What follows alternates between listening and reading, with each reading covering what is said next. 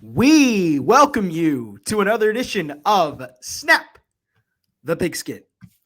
Hello, everybody. Divisional weekend is here. Noah Clark, Kedrick Stumbris. We got a great show for you today. A lot has happened through Wildcard Weekend. We're going to recap Wildcard Weekend. We're also going to preview the divisional round coming up here and look at who the teams are left in the playoffs and who has a chance of maybe going to the Super Bowl. So, Kedrick, great to see you. It was a crazy wildcard weekend at best. Some games were pretty expected. Other games very unexpected. I think all the games were expected to happen. I don't know about the results. The results, yeah. I think we made some pretty. What's the word I want to look for? I think we made some pretty definitive pronouncements on this show last week. Some of which look better than others in hindsight. The take that Packers-Eagles game would be the most entertaining of the weekend. That game was pretty gross. Not the most entertaining game of the weekend. Yeah, it was something. It was pretty bad. I mean, I knew the game was pretty much over after Keyshawn Nixon fumbled. Like that was kind of the nail in the coffin. But let's get right into our drive of the week. Let's start with first down. The Buffalo Bills. Talk about domination in Buffalo. They beat the Denver Broncos. And this was a team that, some people said, there may be an upset here. If there was a team that you could choose to pull off an upset, it was the Denver Broncos. They had been rolling. First winning season in a long time for Denver. This is the first time, too, in a long time that they made the playoffs. But they ran into Josh Allen and the Bills. They crushed them in that game. And now a matchup between Josh Allen and Lamar Jackson. And this is the first time these two teams have met in the playoffs since 2020. That was the last time they met. And Lamar, unfortunately, did not get the win. The Bills won that one in Highmark Stadium. But let's start with the game in itself as this happened, Kedrick. And the Broncos, they showed some fight for the first 8 minutes of that game. Well, for the first half, that was a 7-point game that was a 3-point game at halftime. They showed they showed fight, but then Buffalo, man, they just turned it on. And this offense has been really electric all season long. And once again, they proved it. I think there was a theme of the weekend where there were lesser opponents that played games close on the scoreboard in the first half, even if it looked like they were not really in it to win it after the first 30 minutes. And then the Jets get turned on late in the game, in the second half, in the fourth quarter. We definitely saw that in this one where, it was a 3-point game at halftime. Kind of just got the feeling watching the game, though, that this was always going to be a Bills win. And then when you bust a 55-yard touchdown by Curtis Samuel on the first play of the fourth quarter, that one was done and dusted, even with the Bills up 18-7 at the time. Then it was over after that. That was wrapped up there. But I had this on in a little bit of the background on Sunday, and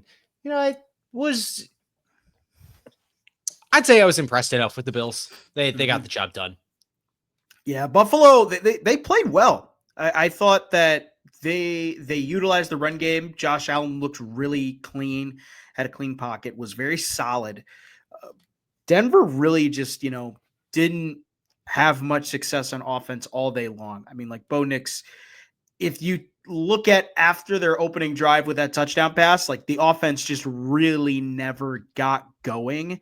And Buffalo, it took them a long time, but they took advantage of it in the fourth quarter. And I mean, that was the story of this whole weekend was it didn't take until the last 7 minutes of a game before we saw the offenses really kind of explode.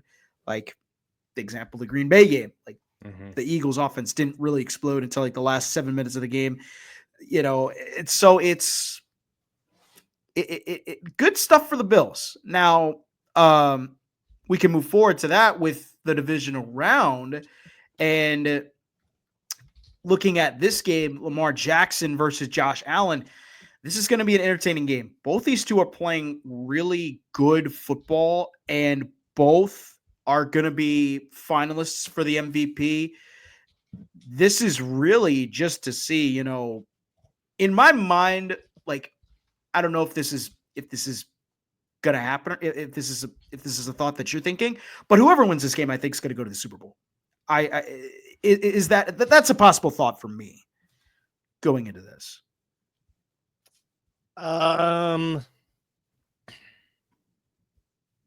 Maybe I am less definitive about the Bills beating a team like the Chiefs in the AFC title game. I don't know about that defense. I want to see what the Chiefs are like after we haven't seen them in 3 weeks. I am curious to know what's going to happen there against with what the Chiefs do against that Texans defense. I think will tell me a lot, considering I already know what the Chiefs defense is. But I mean, I still feel really good about the Ravens. I think they're probably the most complete team in the league right now. And we definitely saw that on display this past weekend. So I don't know if I'd go quite that far as you, but I certainly understand the sentiment behind it. Like yeah. I mean, like, because you look at the Bills, like the Chiefs are going to have to play the Texans, who haven't played well all season long. They've been kind of iffy going into the postseason. And it's like, you look at Buffalo, they're playing the Ravens, and that's more of a gauntlet. I think if you look at one of these two teams, if they were to win, they have the better playoff win. And like either Baltimore or Buffalo. Like that's where my mind is running with this. I mean, I don't really care about the particular playoff win. I'm more looking at the body work over the course of the season and what we know about these actual units and what they can do week over week. But I mean, the Ravens have twice now doubled up the Steelers, and that's really impressive to me. I think that's phenomenal. Despite them not being the number 1 seed, I think they should pretty firmly be the favorite here, maybe the Super Bowl favorite here. And if there was one thing we kind of needed to see out of the Buffalo Bills, it was them kind of take it to a good defense and have their defense lock down, a half decent offensive team. That's what we saw from them against the Denver Broncos, which gives me confidence that, I don't necessarily know that I would just straight up pick whichever one of these teams wins this game, goes to the Super Bowl. But like, I think I believe in the Bills as an AFC contender a little bit more than I did before the weekend. Yeah. And I've said it all season long. I think that they're going to be a team that could potentially go to the Super Bowl this year. And this could be the year that they potentially beat the Chiefs. Like there's still a high hope on that. So that'll be fun. That's actually going to be the last game of divisional weekend, which we'll give our picks for that later on in the show. Now let's talk about something really good and really fun that I enjoyed watching. Green Bay was sad. It was a sad game to watch, but it didn't last long because Monday Night Football happened and the Vikings lost, and Kevin O'Connell now is 0-2 in playoff games in his tenure since taking over as the Vikings head coach. And the Vikings this year, 14-3 record, 5th seed. They had to go on the road, had to play a Rams team that, by the way, LA struggling over there with all that has gone on. And we send our thoughts and prayers to the people out in California with the fires. And so they didn't have a practice facility. They couldn't play at their stadium, so they had to go to Arizona. And man, how about the Rams showing out? And just even too, how about Sean McVay coming out with a great game plan to shut down the Vikings offense? Justin Jefferson, non-existent. Sam Darnold, absolutely garbage in this game. Jordan Addison, non-existent. Like, this game for the Rams, they needed to play perfect football, and they did. And they took it even better. They elevated it even better. And I loved it. I loved it. Sam Darnold completed fewer passes than Matt Stafford attempted, but like, it's because Sam Darnold completed 25 passes and Matthew Stafford attempted 27. Like, yikes. Weird bad numbers for Sam Darnold. 25 of 40 for 245 yards, a touchdown and a pick. Aaron Jones, 13 carries for 48 yards, and they're chasing points the whole game. A 27-9 final score, but it was not that close. Not at all. No. This was done from the jump, and it looked like our concerns that we voiced on this show last week of, can the Vikings get up for this game? They didn't look like they got up for this game. No. They looked like the Rams, and for the consternation that I gave Sean McVay on this show last week, they were ready. And despite that consternation, we have also said that I think this Rams team is better than casual viewers realize. Yeah, they just snuck into the postseason, but they just snuck in despite having half their team for half the season. Mm-hmm. The Rams team that is in this postseason now is not the Rams team that we saw from week 3 to 8. It's an entirely different outfit, and man, do the Vikings have really difficult questions ahead of them now. Difficult contract questions. They have one returning corner on that roster. They have to make a decision on Sam Darnold. And draft capital too. The draft capital is going to be very tight. Yeah. They only got, I think they only have 3 picks.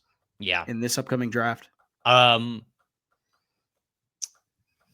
was pretty thoroughly impressed by the Rams rather. I didn't quite know that they had that monster performance in them. But I want to use this segment to float a theory here. I think the NFC North might be paper tigers. What does that mean? I'm just curious. I'm curious what paper tigers means. Like as a metaphor, you are unaware of this term? No, I've never heard this metaphor. Like, this is a really common turn of phrase. I'm very confused. It is something that, if you are just looking at it, looks very strong, looks very forceful, but is actually a nothing burger, right? Oh. So in this case, the Packers 3rd in DVOA or whatever it is, the Lions very highly ranked in DVOA, the 14-win Minnesota Vikings. We talked near the beginning of the year, right, how the NFC North was the only division that had all these teams above 500 in the division, the first time since yada, yada, yada. But, noted, well, it's because these teams haven't started playing each other yet. They're beating up on some lesser opponents, whatever. These teams' divisional rotations were the AFC South, a horrible division. Although I guess the Texans might have something to say about that. Mm-hmm. But outside of them, horrible division. And the NFC West, which had a down San Francisco team, a disappointing Seattle team, a really weird Rams team that when it hits, but at certain points of this season, right, the Packers beat that team, but when none of the Rams were playing. Yeah. and then the Cardinals, which were also very disappointing. I think you combine that with like the Packers, who are really up there in DVOA because they have these close losses to these other NFC North teams, which may be getting propped up by some of these other poor opponents. I don't know. This may have been a weird year for these NFC North. And granted, you and I knew and said this about the Packers, right? We knew that Packers team was not as good as it was. It was better than last year's squad, but at 11 wins or 10 wins. Yeah, 10 wins in a loaded NFC. It just didn't look the part. The Vikings, I think we kind of suspected the defense really good, but the offense probably doesn't look the part. The Lions, how long can they keep it going with injuries? I'm not convinced, and especially given what we've seen happen with the other two NFC North teams the last couple of weeks, I'm even less convinced now. And I think I'm a buyer on this Rams team. You said it too, like, because you were before the Lions-Vikings game. I've been loading up stock on the Rams for quite a while now. But I'm still buying. I am not ready to sell. Yeah, I mean, like, it has been a thought to me with the NFC North of how, like, man, just how good they were this year. But you're right. Like, look at who they played in terms of outside of their division, like the AFC South and the NFC West, two of the worst divisions in football this year. And you look at also too, like the Vikings, like they got bounced by a Rams team that had, they got bounced by a Rams team. Green Bay barely beat that same Rams team earlier in the regular season. Like, even the same thing with Detroit at the first game of the season. So, like, I do think that you're right, like, on that sentiment. Because, like, it's all going to depend on what Detroit is going to look like on Saturday. What are they going to look like on Saturday? I don't want to give hope on the NFC North. I don't want to give up on the NFC North just yet. But, like, after this week, I mean, like, come on. Like, I mean, we knew Green Bay, yeah. Like, they were going to get bounced. They hadn't had a good win at all against anybody this season. And Minnesota didn't have a signature win as well. They didn't have a signature win at all this year. So I don't know, man. It's hard. Tough. It's hard to tease out. The AFC South was by far the worst division in football this year, by record. The NFC West fourth as a division. Those four teams went 500. Yeah, I don't know. It just, maybe this is a year in which decent teams just beat up on a lot of bad teams, which led to some really inflated records. That was my worry about the Bills. I guess we'll wait and see there. And I guess we'll wait and see on that with Detroit. I think again, this isn't to disparage Detroit as much as it is to push back on the narrative that the NFC North has been so good this year. I think it's more about the NFC North as a whole than it is about the Lions as an individual team. I think the Lions were, pretty definitively the best team in the division in the NFC North this year. But I still have my doubts, and what happened with the Packers and Vikings this week give me even more doubts, I think. Yeah. And so it'll be interesting how the Lions will fare against this team as we go into third down. The Washington Commanders. This is a game. I cannot believe this team has won 13 freaking games. This is a game that we both did not. This is a team we both did not expect to be here. We both picked blowouts. We both picked blowouts last week for our pigskin picks, and somehow they won by 3 to get to the next round. And they got to play Detroit. If they pull off a win against Detroit, I will be shocked. But Washington, their first playoff win in nearly 20 years. The last time they won a playoff game was in 2005. And so, holy cow, it's really impressive what Washington did. But like Tampa Bay, man, like what happened? What happened in this game? Because me and you both were sitting here saying Bucks are going to be a sleeper team to watch. Yep. And they slept. I mean, they slept. It's so bad. Yeah. I don't understand why Baker Mayfield only threw 18 passes in this game. Right. What are we doing here? This is not a good passing defense. You are a good passing offense. Why is Baker Mayfield not throwing the ball 20 times? I understand that Bucky Irving was running the ball well. He carried for 77 yards on 17 attempts, but like running the ball well, but not outstandingly, only 4.5 yards per carry.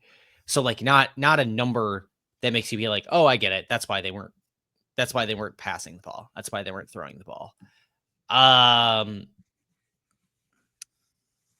Really, really weird result here.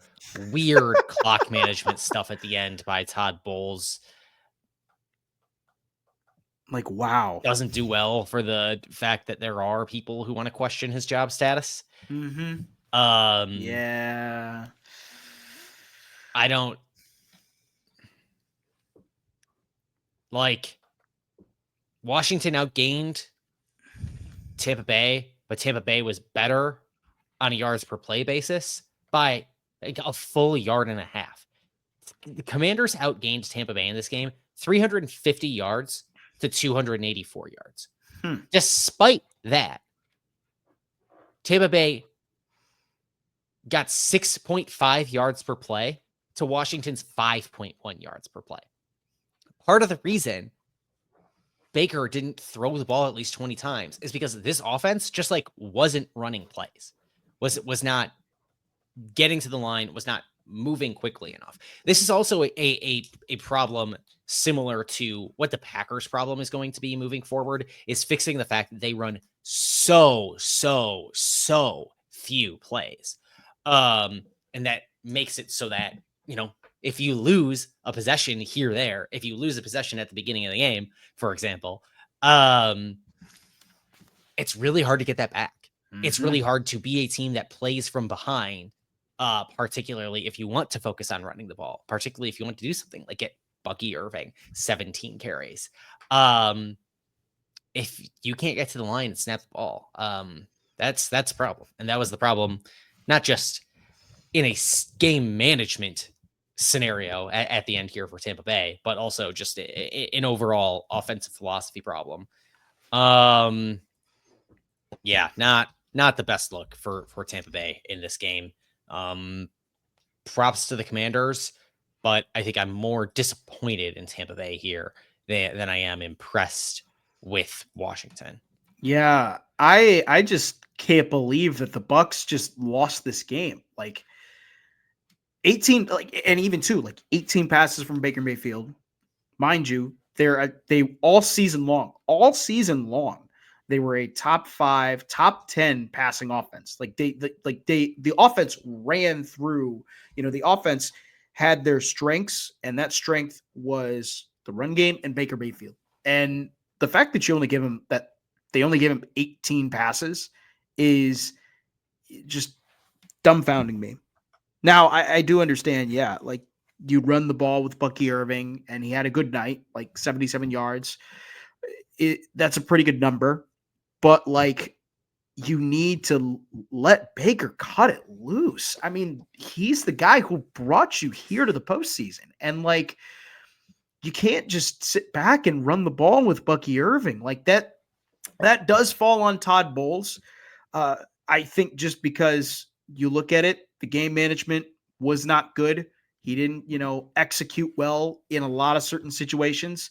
And because of that, his team struggled. And the Commanders, were able to take advantage of that. The timeout execution was horrific. It was bad. So bad. I mean, I don't want to definitively say that that's why they lost, why the Commanders were able to kick a walk-off doink in field goal. Bears fans are having flashbacks too, by the way. Insanity. Absolute bananas. This was the Sunday night game, right? Yeah. Okay. I was trying to think of trying to put together where I was watching this. I was at a bar in Philly. Oh yeah, that's right. How was Philly? We can talk about that in the next segment. Okay. I don't get it. We did say though last week that I think probably the only script in which the Commanders win this game is if Jane Daniels just goes off. And the result? He was far and away the best player on the field. Far and away. 24 of 35, 268 yards, 2 touchdowns. Led the Commanders in rushing, 13 carries for 36 yards. Not monster numbers, but was the most effective offensive player on the field for either team. Yeah. And that's what the Commanders needed. Impressive stuff. Potential superstar. Now he looks the part. He does. But here's the thing too with Washington. Are they going to have a case of the Texan syndrome? That's that I think is the concern too, is it's same story. They get the number 2 overall pick, they get the right quarterback, get to the playoffs, win a playoff game, and then flame out in the divisional round and then struggle the next year offensively. That could happen. I will say if they do make this game close against Detroit, I may have some different thoughts about this, but I think that these are not necessarily comparable situations because the Commanders have the 3rd most cap space in the league headed into 2025. Well then never mind, because Washington is gonna never mind then. Anyways, 4th down. Let's get to 4th down here, because we got while wild card weekend was great, there were some teams that were not great, and there were some kind of surprises. Let's start with surprises, because I feel like the biggest surprise for us this week, it's going to be the same thing. Who do you got, Kedrick, for your surprise? I mean, I guess at least in the AFC. Sorry, in the AFC and the NFC. The biggest surprise, I guess, is the Texans, right? Just smacking the Chargers in the mouth. Another one of these games where they just pop them in the mouth. Justin Herbert, it's time to put up or shut up, man. All the hype for years and years, still hasn't matched the production. If you want to make grand pronouncements, have big feelings conversations about Jordan Love this offseason, I recommend you also lump Justin Herbert very much into those conversations, because in Jordan Love's 2 seasons as a starter, he has put together 2 more impressive seasons, 2 bodies of work more impressive than any single season Justin Herbert has put together as a starter. And he's got that playoff win too, which Herbert does not have. Yep. This was a bad look for the Chargers, who came out to that 6-0 lead and then just got smacked around for a little while after the fact. You let CJ Stroud throw the ball all over you a little bit. Justin Herbert, 4 picks in this game. 4 picks in this game. It was bad. It was bad. I also think too, it doesn't, this is the thing too that I will. One of them was a weird tip ball thing. Yeah. There is some but some of them weren't his fault. Yeah. Here's I will say with the Chargers, this is an issue that I've had with the Chargers. Actually, let me ask you, is this your disappointment, the Chargers in the AFC, or do you got a different one?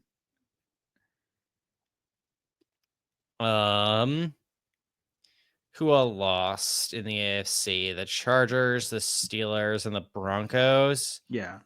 Yeah, so I guess the Chargers are my Okay. Yeah. Okay. So yeah, like my biggest surprise coming out of this week, I do think for the AFC was the Houston Texans. I was quite surprised. I thought the Chargers would kind of handle them with the run game. That's been one of the kind of their big weaknesses. Yeah. They've been banged up on the offensive side. They only have they don't have Tank Dell or Stephon Diggs. Like that's just a wide receiver core that's just struggling for answers. And they found a way to get it done. I mean, and then some. Disappointments, I do agree. The Chargers, kind of a disappointment. You know, Jim Harbaugh, you get to the playoffs and you can't get past first round. But also, yeah, Justin Herbert, he's got to step up. I mean, this is the time to do it. I will say also too, I do put a little, and this is something that I will throw out here, and I'll see what you think about this. I do put a little bit of the blame on Greg Roman, the OC. I don't know what it is, but I've just never really thought his offenses were good enough to carry a team to the postseason. Like, even you look back in Baltimore, like when he was the OC in Baltimore, when he first had Lamar Jackson and they had all these incredible offenses in the regular season, I was like, okay, this offense is really good with Greg Roman. They're able to win games in the regular season, but then you get to the postseason and it just doesn't work. I mean, Greg Roman's offense is kind of a run heavy mix of an option offense, and that can only carry you so far and through the regular season to get to the playoffs. And we saw it in the playoffs. Like, they just could not generate any offense whatsoever. And the thing about the offense that Greg Roman runs is it's run oriented, and you have a guy like Justin Herbert that is more of a pass heavy quarterback. So I don't know. That's just my thought. That's my opinion on that. I think the struggles have come from Greg Roman because, like, in Baltimore, like, look at what happened now with Baltimore. They get rid of Greg Roman and they bring in Todd Monken, and now all of a sudden they're winning playoff games. Their offense is efficient. He's efficient. Like, that's my thought. That's my thought with it all. I get it, but like, have we seen anything from Justin Herbert that says that we want him back in true dropbacks, slinging it out there? But that's the other thing is like, no, we haven't. He sucks. He's turning into the next Andy Dalton. Well, he's turning into next Andy Dalton potentially. Like, he's a serviceable quarterback. He won't be an MVP. Like, just like Andy Dalton. So, let's jump to the NFC. And do we want to talk about our surprise and then we'll barrel down to the disappointment at the end? Yeah, because I think we both have the same. Yeah, I think we'll have big feelings. So let's get surprise here.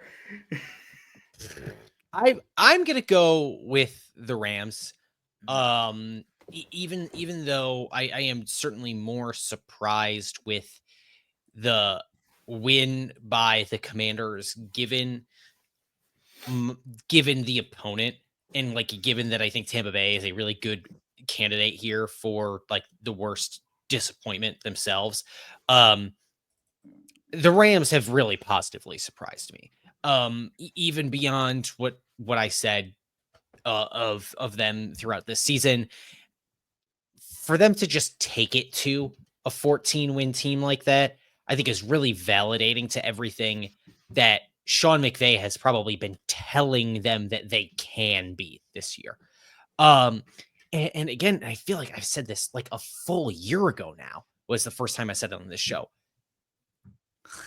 I was not on the Matt Stafford for Hall of Fame train, but like after the Super Bowl, but he just keeps going out there, man.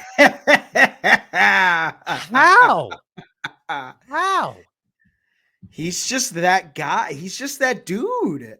I mean, like, give credit to it also goes to show that Sean McVay is in fact a really good coach and doesn't have to lean on like a loaded team Well, and it's not like Matt whatsoever. Stafford played out of his mind. 19 to 27 for 209 yards and 2 touchdowns in this. He was surgical. Surgical. But that's the thing, is I think he has aged really impressively into the Sean McVay offense. And I think it goes with the whole conversation about like, hey, Stafford to LA has worked out really well for Stafford in LA. Goff to Detroit has worked out really well for Goff in Detroit. Is that I think both of those quarterbacks have independently aged really well into determining what it is that they now can do. And that's a hard thing. There are a lot of quarterbacks who don't do that, and their careers end earlier than they might necessarily have to because of it, Aaron Rodgers. It's been really impressive from LA. I've been really impressed with Matt Stafford over the last few seasons. And that, oh man, and I think what is the best surprise of all is that they took, although in offense that we had questions about, it was this defense for the Rams that we had way more questions about coming into the season. We still weren't convinced by the time the postseason started. A first-year defensive coordinator just putting on an absolute clinic against what has been a relatively efficient unit this season from Minnesota. If that defense can bring it like that, man, like it's impressive. I think we're on a collision course for a Rams-Lions NFC title game here. Ooh. We'll have to see. We'll have to see. But this was a tough one for the surprise for the NFC. Like, because you do have the Commanders, you do have the Rams. But after watching Monday night and watching the Vikings just fall apart, not like lose close, fall apart. Yeah. They like 9 sacks, which is tied for a postseason record, which that's even bigger. That's the big stat that I for a team that lost a Hall of Famer on the defensive line this season. And to get 9 sacks in a playoff game, that's pretty damn impressive. Like that, I give credit to Chris Shula. I give credit to Sean McVay and the offense. They came out and they played really well. They didn't make mistakes. They kept it really where Sam Darnold, they don't let him get outside of the pocket. They just don't let him get outside of the pocket, keep everything boxed in, and just keep bringing pressure every time. And like Jared Verse, like the rookie Jared Verse, who's probably going to be offensive or defensive rookie of the year this year. He's been having a phenomenal year. Like, that was fun. I enjoyed that Monday night game. I enjoyed that thoroughly. I mean, Jared Verse, the Jared Verse ascension was how we prescribed this offseason, was how they would have to replace Aaron Donald. Yep. Just worked. It just that's insane. Just worked. It's like they got away with it once again by getting and they went from an elite pass rusher to another elite pass rusher. Like that. Yeah. Woo-hoo. All right. Do we want to talk about our biggest disappointment, the Green Bay Packers? Yes. Okay. Oh, and I will start and preface this with, we expected them to lose this game. We both picked them to lose this game. But it was the fashion in which they lost that was most disappointing. Badly. And like, it was close. I'm looking up at the scoreboard in the very beginning of the fourth quarter and being like, oh, this is a 9-point game. Mm-hmm. Like, and then let's say Keyshawn Nixon doesn't fumble, doesn't put the team in that position of having what is clearly a clean recovery by Keyshawn Nixon and should have been ruled that way. But whatever, there's weird rules about when you can and can't use the sky cam on replay, which is incredibly stupid. Unbelievable bogus. Yeah. That turns into a touchdown from Philadelphia. There's a 7-point swing. Packers miss a field goal, come up empty on a chip shot after a 7.5-minute drive, 7 minutes, 37 seconds, come up empty. Philly, so that's 10 points. Philly misses an extra point, so let's call it 9. It was a 9-point spread in the fourth quarter. There's the game. Just horrendous. Horrendous special teams still, despite the fact that they went out and hired Rich Bisaccia, who was well renowned as, no, he's the special teams guru. It's not like it was a bad hire. That was who everybody wanted. That's who anybody would have hired. Despite that fact, it's another special teams collapse in the postseason by the Green Bay Packers, who now, from Mike Sando over at The Athletic, wrote this week that Green Bay owns 7 of the 37 worst special teams performances in the NFL postseason since 2008. 7 of the 37. That's 19% of the worst 37 special teams appearances in the postseason are owned by the Packers, despite the fact that the Packers have appeared in only 6% of the total NFL playoff games over that span. They are wildly overrepresented over the last 17 years for the worst special teams performances. It's brutal. And you had to be there live to see it too. I was. Did any Eagles fans did you have any Eagles fans talk trash to you at all or say anything to you? Yeah, I'll do my thing on the Philly thing here. So when you, man, I got big love for Philly coming out of that. Absolutely. Really? When I'm walking, this was a very last minute decision. As you know, I bought tickets to the game the day of. Yes. I was not planning on being there. I know I mentioned last week on the show that I was going to Atlantic City last weekend. I had not put that trip was planned a couple of weeks ago. I had not put 2 and 2 together that the Packers might, and then the Packers were playing in Philadelphia until I was on the plane to Philadelphia, where I was then renting a car to get to Atlantic City. I didn't put it together. I was like, oh, I'm flying, because you can't fly to Atlantic City. I was like, oh, I'm flying to Philadelphia to rent a car. And then I'm looking around, and there's always a smattering of Packers fans kind of wherever you go. It's pretty common. But I'm looking around to get on my flight, and I was like, there are a lot of people in Packers gear here. I wonder why this is. And it wasn't like I was flying from Milwaukee to Philly. So it should have smacked me in the face right away. Yeah. I was connecting in Atlanta. I was on a flight from Atlanta to Philly, and I'm like, what are all these people in Packers? Oh my God. Oh, it all makes sense. It was so dumb. I was flying to Philadelphia, had plane tickets to Philadelphia the whole time, whatever. So eventually I decide the morning of the game, no, I'm going to move my flight. I'm going to go to the game. I'm already in Philly. Screw it. I'm walking around Philly before the game for quite some time. Had a cheesesteak, had food at a great Mexican place, had a great time. But what you realize when you're there is, and this was for a wild card round game, right? This wasn't the NFC title game. This wasn't the Super Bowl. This is a wild card round game. Just walking around the city, everybody is wearing Eagles gear. Everybody you see. Oh, man.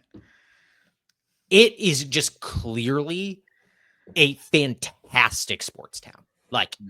Bing, bang, awesome. And also the fact that in South Philly, you have the sports complex there with Wells Fargo, where the Sixers and the Flyers play, and then you have the Link where the Eagles play, and then you have whatever other bank is the name sponsor, because it is another bank, is the name sponsor of the Philly Stadium, is all right there. So it's just a sea of tailgates. It's massive. I got the Philly thing right away. And you do get some of these people who do trash talk you. And for the most part, it's in good fun. You're walking up to your seat and you're just getting booed and whatever. I'm sitting next to a guy and his 2 kids who can't be older than 8-9 years old. And every time the Eagles like score or like get a big first down, whatever, one of those two kids is turning towards me and reaching out their hand to give me a high five, just like giving me crap. It was great. I do think there are, and this went around on the internet this week, is that there are people who like take it too far. Yeah. Like the dude who lost his job after being caught on the internet, just like berating a woman and calling her an ugly effing C word in the stands for no reason other than she was a Packers fan, I guess. I think there is like a permission structure around the fact that when's part of your personality is like being jerks to a certain extent, like being brash, when part of your personality as a fan is that you are supposed to be brash. It leaves some people to then like take it too far. But also like there are assholes in every fan base, right? This isn't exclusively a Philly problem, but I think some of the reason you see people associate it with Philly more than others is because there is that like existing culture that just enables people to take it further than would normally happen. Philly has a history. I mean, I had a guy yell at me and yell some pretty obscene things to me, both in the stands, and then I saw him on the street after the game too, and he was like still going at it, and just like was just standing outside of a parking lot, I guess for no other reason than to yell at people. Like, get a job, man. It was just like, it's whatever. So I get it. Like, I think I really do get the Philly thing for the most part. And it had like, I had great conversations, had a great time.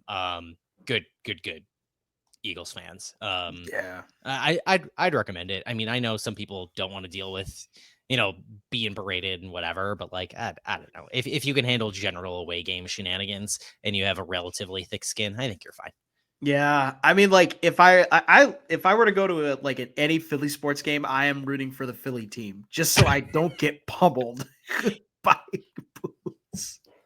My guess is like you're gonna have the worst time at an Eagles game or at like a Sixers game if you went there to cheer for the Bucks, because then they're gonna give you a bunch of crap about Giannis and the ladder and all this crap. Oh my gosh, yes, that's like. Then you can just tell them to try to get out of the first round of the playoffs, and or just mention that they've never been to an Eastern Conference Finals with Embiid. Like that's the other thing you could. Yeah, whatever. But anyway, no, I had a good time. Despite the results of the game, I would have liked for the game to at least be entertaining. But it was kind of just frustrating to watch. But yeah, oh well, it was a good time. I'm glad I did it. Yeah, this team was kind of disappointing. Green Bay was very disappointing. Like I we both knew coming into this game they were going to lose. Yeah. As the week went on for me, I was like, they're not just going to lose. They're going to lose, I think, big. And like, I just didn't have any hope for them. Like this was one of the very rare times I expected them to lose. Like the only other times I've ever had that is the NFC Championship game in 2016 against Atlanta and the 2019 NFC Championship game against the Niners.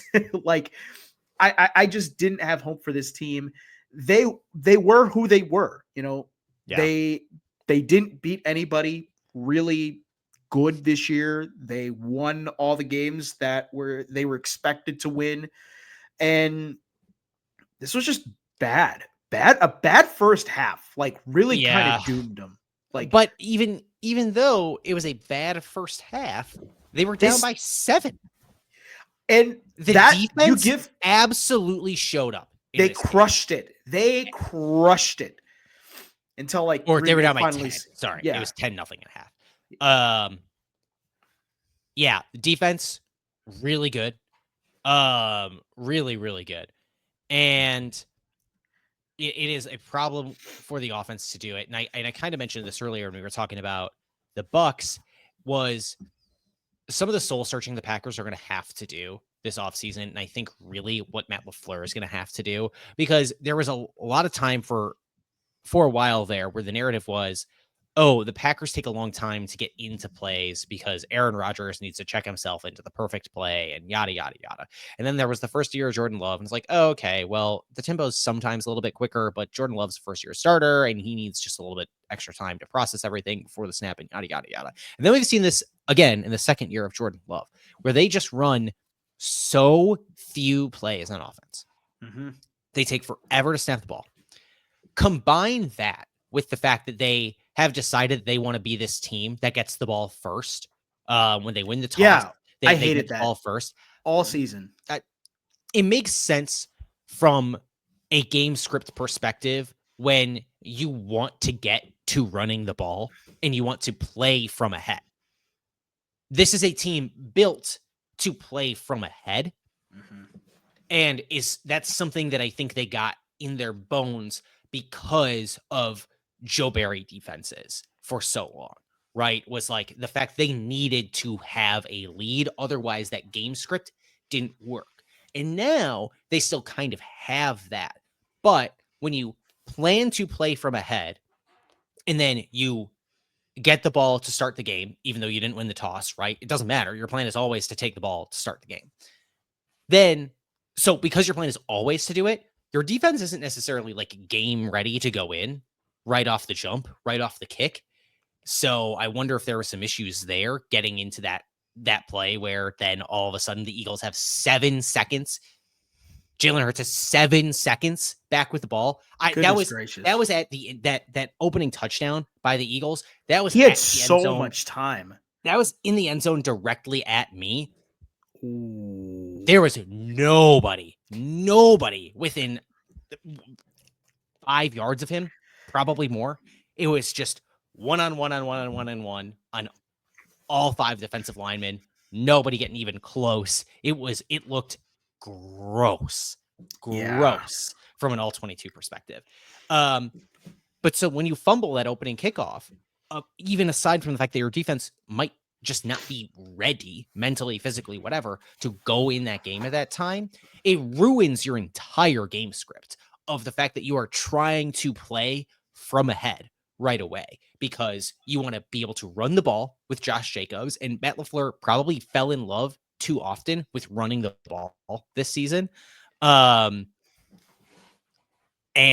because you run so few plays, it makes it really hard to dig yourself out of this early hole because your team is just not built to do it. And we've seen that over and over again this season. Constantly. When they got smacked in the mouth by the Vikings, by the Lions, and by the Eagles. They just weren't a team built to come from behind. Yeah. And that falls, and that I do think like Matt LaFleur needs to self-evaluate himself in some situations. Like even too, like the red zone execution was horrible. Like just overall this season, they just couldn't figure out stuff in the red zone. There's something there, yeah. And I also think too, like this is the one issue I've had with Matt LaFleur as a play caller. I love him for what he does with the offense and how dynamic he makes it. Mm-hmm. But like he overthinks things so much that it's like it kind of gets to the point where like you don't need to overthink things. You need to just be simple and just do what you know, and just trust your guys to go make a play. Now I will say the run game too was a bit of a struggle, or wasn't a bit of a struggle. The pass game, he leaned very heavily on the run game, which struggled with the pass. And I have a stat here about Matt LaFleur in the pass rate, in pass rate this year. In the last, since Matt LaFleur took over as the head coach, 2019, they were 16th. 2020, they were 20th. 2021, they were 17th. 2022, they were 18th. 2023, they were 19th.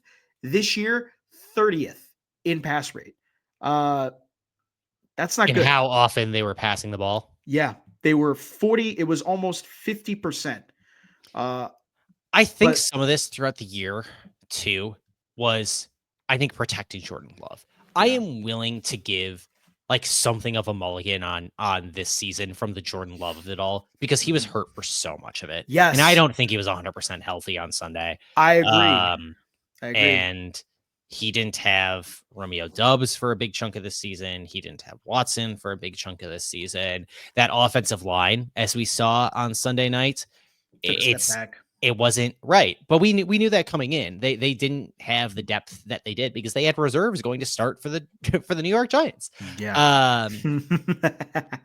And that's not to say that was because the Giants put together a poor offensive line. That was because the Packers had starting caliber reserve offensive linemen last season. They're going to need more. Their starter that they drafted in the first round didn't play much at all this year because he had his own injury problems in Jordan Morgan. It's a rough year. They are going to need help at wide receiver probably because who knows what's up with Christian Watson. Romeo Doubs, you hope he figures out what kind of decision he wants to make for himself with what seems to be recurring head injuries. Yeah.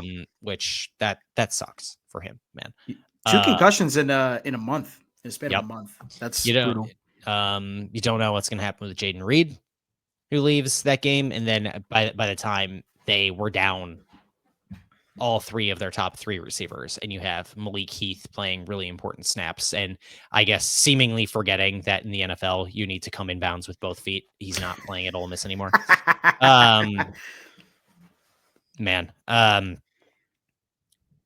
Rough. But again, I think Jordan Love was injured. I'm willing to give a little bit of mulligan here. I think they protected him throughout the year with the play calling.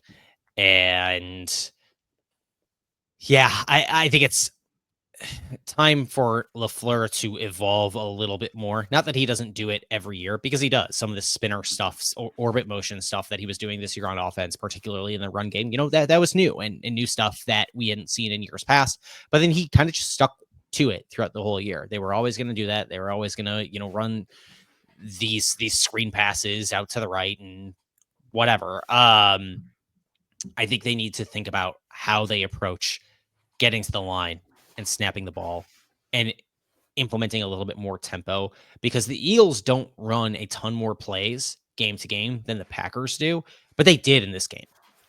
They used some tempo. They got up to the line a little bit earlier because I think they understood what we're saying about this team now is that the Packers weren't built to play from behind. So the Eagles were going to go up, run some plays, and try to get some points on the board quickly, and kind of suffocate the Packers out of it. And that's kind of what we saw. It's again, we thought they were going to lose, but it was still just disappointing to see something of an egg laying here, not to make a bad bird metaphor. This is also too, I forgot to mention, this was the first time since 2003 that the Packers were below 50% in pass rate. First time since 2003. So first time since 2003 they've run the ball more than they passed. Yeah. And interesting. But that was also, I think, the year 2 Brett Favre had an ankle injury, so they just ran it with Amon Green like crazy. Yeah. But yeah. This offense, I think this offense will get better. I do think this offense will get better. They got a whole off season to figure it out. I hate to be the one banging on the drum here, like every Packers fan, but they do need a number 1 wide receiver. Like at this point, like I feel like it's well, they do now. I don't think that take is the same now as it was back when people were saying for it because they were fantasy football brain pilled. Now it's, I don't know how much they're going to be able to get out of any of their top 3 guys. And who knows if Dontavian Wicks is going to actually take a big jump. And I don't think Malik Heath is ready to jump into a full-time rotation. And I don't think Bo Melton is big enough to do the same either. Right now, I think your best fully healthy passing threat is Tucker Kraft. And I don't think that you know anything about Luke Musgrave at this point either. It's not what I want to hear, but it's true. I mean, they can go into the draft again and just try again. There's some good wide receivers out there, or they could hope they could put all their chips in and hope that Jeremiah Smith sucks for like the next 2 years and he falls to them. But I want to say I am very anti this whole Devontae thing. There's a lot of discourse on this. Yeah, dude, what is with that? Okay, that is, I've had that. I don't know why people would want Devontae Adams back. Like, he's what, 33, 32? 32, I think. Yeah, he's on the wrong side of 30. He's gonna get overpaid. I'm very anti wide receiver contract. What about T. Higgins? People are Stan Bowman pilled, I guess.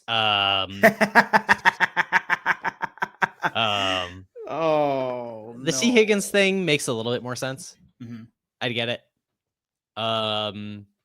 They need a speedy guy, a speedy like man beater to replace that Christian Watson role. What do you mean by that, man beater? Like they need someone to go out and beat man coverage, because what we saw in that Eagles game is now they don't have anybody who can beat man coverage because you do not have Christian Watson out there.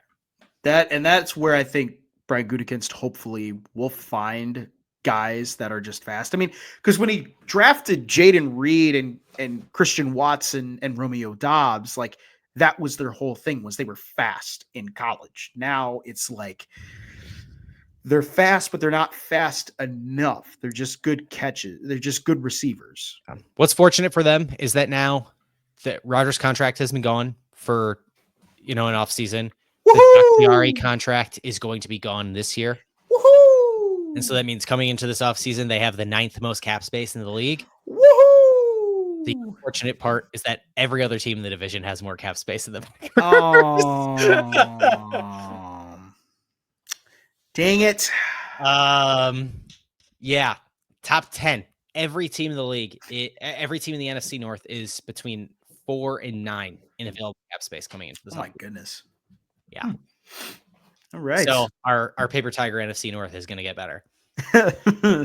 They'll turn into what's better than paper? I guess a flesh, a real tiger. Okay. That's like the whole idea behind the metaphor here. I get it. Yeah, I understand it. Let's get into bringing home the bacon. This is just like I had to throw this out here. Like last week, what was it? Last week you wanted me to give Aaron Glenn his flowers, and I didn't give his flowers. This week, I'm gonna give the Rams defense their flowers because man, they came out and they just went at it with the Vikings. Like 9 sacks in this game and a win, dominating win over Minnesota. Gotta give credit. They tied a playoff record. And they move on to the next round. They play an Eagles team, though, that will be very ferocious and very hungry. Yeah. So I'm looking now to close the loop on the last conversation we had. The NFC North rotations next year include the NFC East and the AFC North. Yeah, which that's going to be feels tough. like those are going to be pretty good divisions next year. I guess I don't know for sure about the NFC East, but they just put 2 teams in the NFC playoffs. So. And I have a new coach in Dallas. Yes. Oh goodness. Ben Johnson, come on down. Ben Johnson. Well, yeah. Get out of the NFC North. Get out now. Yeah, please get out. Brian Flores can go too. Like Brian Flores, Aaron Glenn, they can just can go join whatever AFC team. Go join the Raiders. Go to Vegas. Yeah. Go to Vegas. Let's go there. Totally agree. So let's get into our pigskin playoff picks. You whooped my butt last week. Did I really? Yes. I mean, we were kind of all over the place, but yeah, you definitely had the better week than I did. Woo-hoo. By 9 points. So I guess not whooped me, but that's close. Yeah, we were both obviously very off in the Texans Chargers game. We're both around the number in Steelers Ravens. We both picked the Bills by 7, and they won by a lot more than that. We both picked the Buccaneers by 10, and that didn't happen. I had a little more faith in the Packers than you did, and of course I was very off on Vikings by 14 in that game against the Rams. You only had them by 7, so that gave you a little bit of a leg up too. But yeah, you had the better week. Although I'm still leading overall with you on the better week, we'll give you the honors on the tee box here to go ahead and start us up. here. All right. Let's get into it. Texans Chiefs. Last time these two teams met in the playoffs, Kansas City went nuclear after being down 28-0 or 21-0 in the divisional round. They went absolutely ballistic. This time it doesn't feature Deshaun Watson. It features CJ Stroud. That game was so long ago. Yeah, 2019 feels forever. Yeah, that was pre-pandemic. Holy cow. Yeah, that game was a banger, dude. Yeah. Mm-hmm. The Chiefs were dead and then came back to life, and then the Texans were dead. That was one of those games. It's like, oh man, this is not going to look good for the Chiefs. And then you see it as the game goes on. You're like, oh my God, this is the same insane. thing as that weird Andrew Luck comeback game. Yes, dude, that game was insane. Yeah. This game, I feel like is not going to be the same difference. I give or take. I'm going to go with the Chiefs here. I just, until I see the Chiefs lose in a playoff game before the championship game, I just don't see it happening.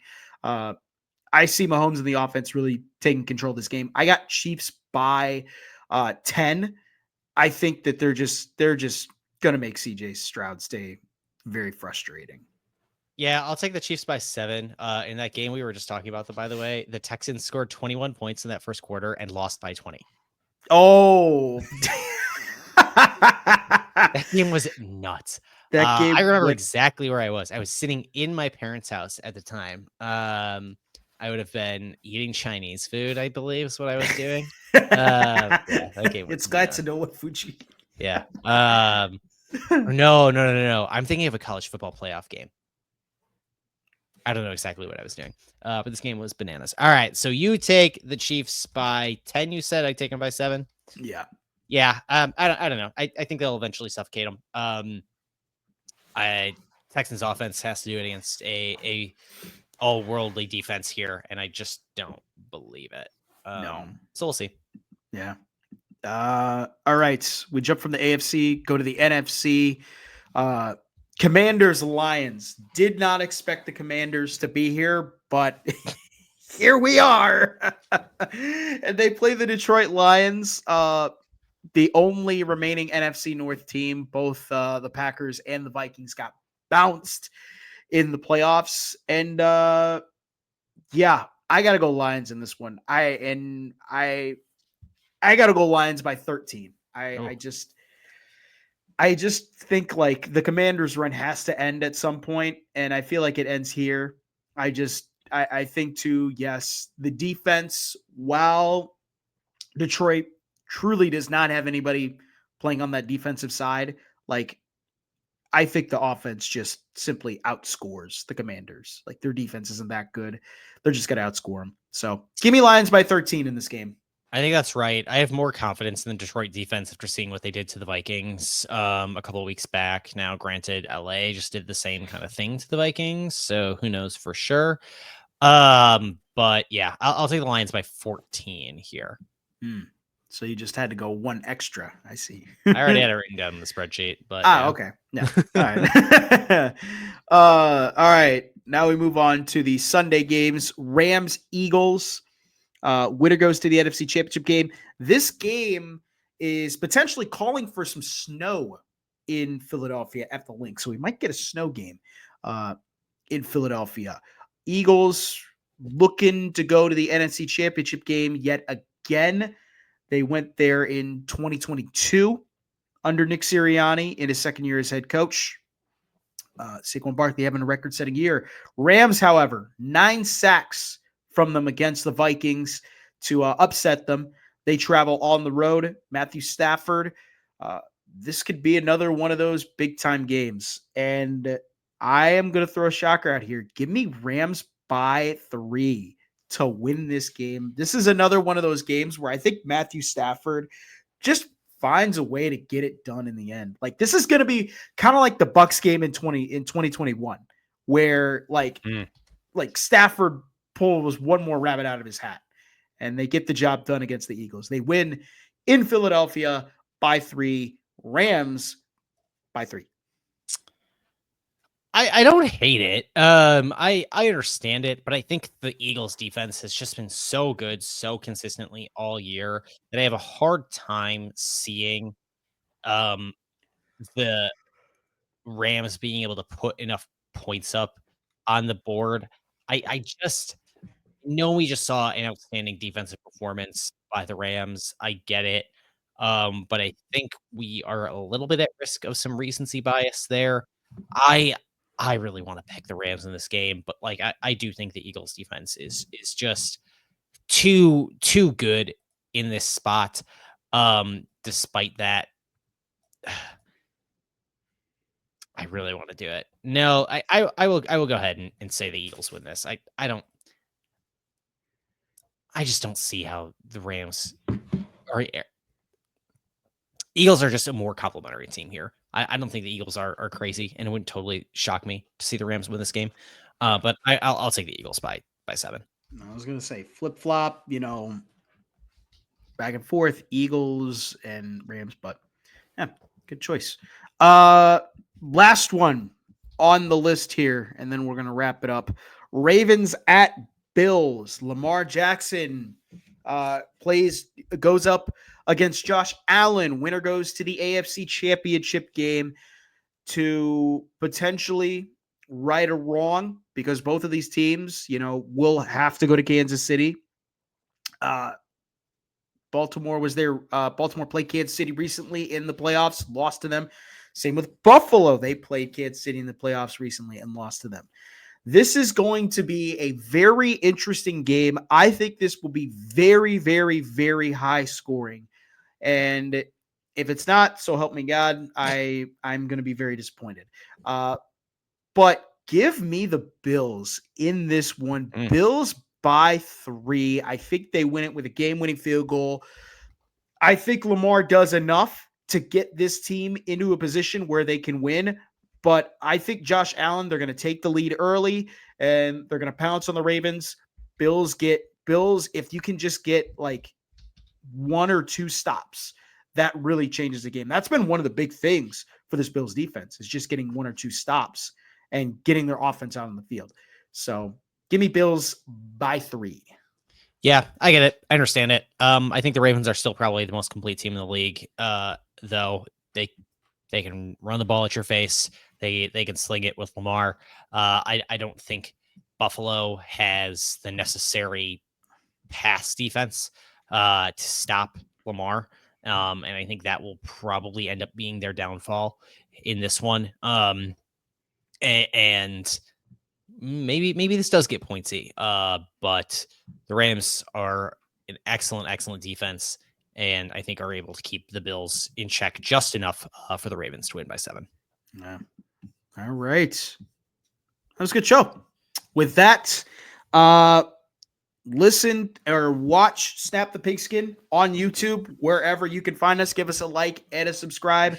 Feel free to also watch Kedrick's podcast, the Sconnie Six Pack.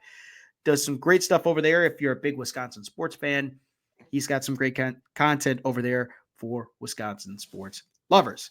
And with that, I'm Noah Clark, joined by Kedrick Stumbris. This has been another edition of Snap the Pigskin.